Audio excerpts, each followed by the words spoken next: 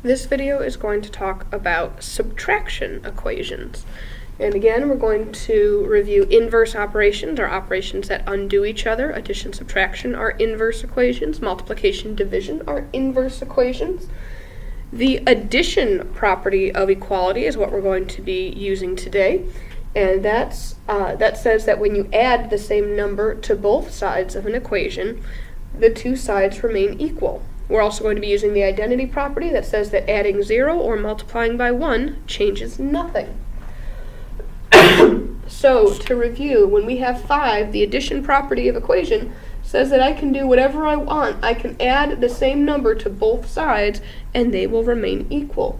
5 plus 3 is 8. 5 plus 3 is 8. 8 still equals 8. Checks out. Let's go ahead and look at a couple of equations. Our first equation, x minus 5 equals 10.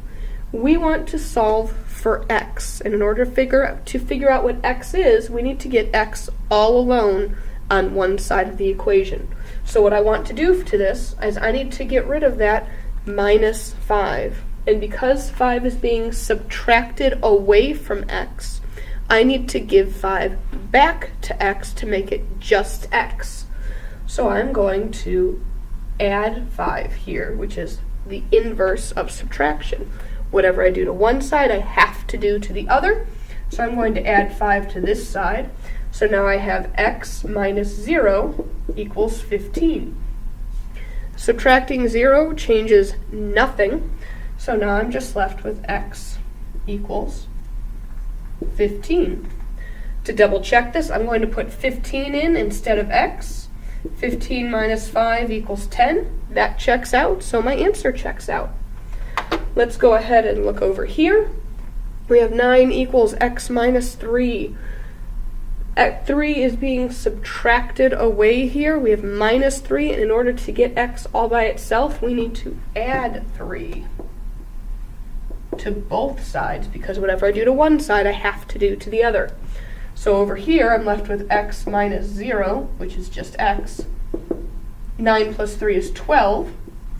So my final answer is x equals 12. Let's go ahead and check that. 9 equals x minus 3, but instead of x, I'm going to put in 12. Does 9 equal 12 minus 3? Sure, looks good to me. Let's go ahead and look at this word problem. The difference between the number of people who visit the park on Saturday versus Wednesday is 1,465. There are 4,320 visitors on Wednesday, which is the slower of the 2 days. How many people visited the park on Saturday? Well, to solve this, we're going to write an equation. We know that the difference between the number of people who visit the park on Saturday versus Wednesday is 1,465. That means that we're going to take one day minus the other to get that difference. So which of these days do we already know? Well, we know how many visitors there are on Wednesday. So we're going to subtract away 4,320 because Wednesday is the slower of the 2 days. So now we know that Saturday minus 4,320 is going to equal 1,465.